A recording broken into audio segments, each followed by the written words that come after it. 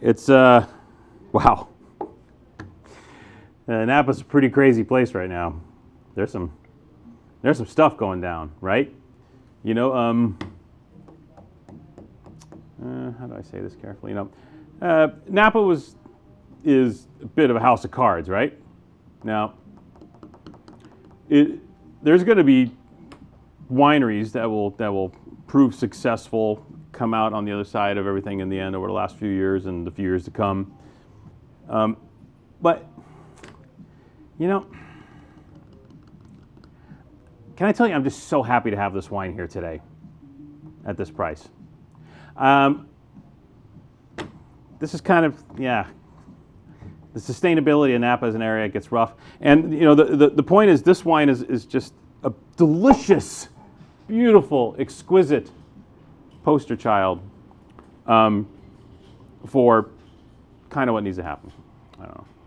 So, long story short, I am ecstatic. This was a wine that came to us in one of those, sample packages from a very well-respected folks that kind of do this sort of thing and send a sample, say, hey, check this out, see what you think. Can we make a deal? And sort of deal. And, these wines get sent to those purveyors because, they kind of need to move some wine. And these guys are the movers. They're the movers and the shakers. And I got to say, and we talked about this before, a lot of times the wines that come from these folks are kind of, okay, yeah, whatever. What do you got there? Okay, yeah, yeah, it's okay, yeah, I'm not too interested, yeah, whatever. But when you get a wine that you go, whoa, and everything stops. The sample comes up, you pour it, and you go, brrr, and this was this wine. We had never heard of Siler Estate before. This had not come up. This is another one of those properties, 3.75 acre property, Glass Mountain area, St. Helena. So basically you're on the way up Howe Mountain. You're over by Amulet, 100 acre. It's a beautiful area, a very distinctive area, and the soil is filled with obsidian. Like you could literally cut yourself on the soil. This was, the Native Americans, this was one of the prime spots where the Native Americans would settle in, and they would find the obsidian to make arrowheads, to make spearheads, to make, tools, etc. It's a phenomenal growing area and very distinctive in the context of California viticulture. Super cool. Freaked me out first time I went there. It was like you're just pulling obsidian out of the ground. It was stunning. It was like someone placed it there for you. And Larry Seiler bought this property. He's an artist, sculptor, very talented. And he went through the process of making this his. He hired Mario Sculati, who trained with Denis Malbec, the late great Denis Malbec, who worked at Chateau Latour and also put the wines of Cap Shandy on the map. If you've had a great bottle of Cap Shandy, that was Denis Malbec that kind of created that style, that perfect synthesis of first growth Bordeaux stylings with Napa fruit. Expert, beautiful. And Mario kind of like was a disciple of Denis and made the exact style of wine at this property. Now, this property is not just any property. This property is one of the biggest honey holes in the history of Napa Valley. There's so many that I needed to list. So it's been farmed by Francisco Alfaro since the early 90s. Fruit has been sold to Harlan, Arajo, Ovid, Arrow and Branch, not too shabby, 100 points nowadays. Drinkword Pechon, that's Francoise Pechon's label. She's a brilliant winemaker. Her label's great. And Estate Fruit has also previously been purchased by Morlaix, Boswell, Hall, and of course Lithology, Alejandro Bugarone's property there. You want to talk about the honey holes of honey holes?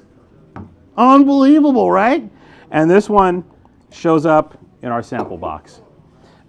We didn't know who they had sold fruit to already prior to us tasting the wine. When we get our samples, by the way, we don't look at the price of the wine. We don't look at anything. We say send samples. We open the boxes, we open the bottles, we taste. And then everything happens back the other way. We don't want to be the guys that are like, oh, well, it sucks, but it was $200, so we're going to sell it. We're not those people, and that's why you buy from us. We're still not those people. So this was one of the wines that, made us do a quick, everything just stopped. The record stopped. And it was funny enough, we opened it on an evening where we had a large amount of collectors here in the wine bar, actually. It was a pretty high-end night. We had a lot of collectors, a lot of high-end wine open. It was a really rock and rolling evening. And I kind of stuck this bottle out there amongst all these heavy-duty bottles that were open. And I'd say 3 or 4 of the guys there that evening were like, what's this? They did the whole, hey, how did this, you got your chocolate and my peanut butter. They tried the wine and they were blown away and they didn't know what it was. And we got to explain the story. And such as we knew it at the time. This is all French oak, medium toast, 60% new. A lot of the vines are in that 20 to 30-year-old range, which is typical for Napa. You don't see a lot of 50-year-old vines because in Napa they'll tend to uproot everything and start over again, especially Valley Floor. The vines get too much of a good thing, get juiced, and you kind of have to pull them out and restart again. And this was just classy. If you're a Cap Shandy fan, if you're a Chateau Latour fan, you're going to love this wine. 100% Cabernet Sauvignon wine.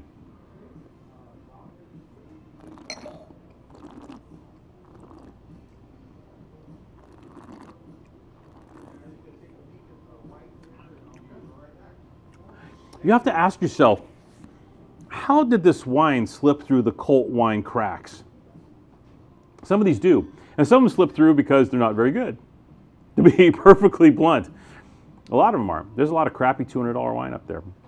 But this wine was originally $175 retail.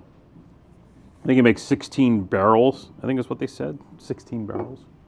And how this wine slipped through the cracks when all these critics were trying to chuck 98 points at every bottle of wine up there that's $180, $200, $300, $400, $500, $1,000 is beyond me.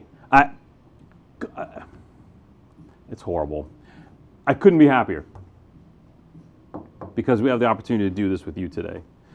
Couldn't be happier that happened because this is one of the great ones that slipped through the cracks. This wine is exquisite. Absolutely beautiful. Napa Valley Cabernet.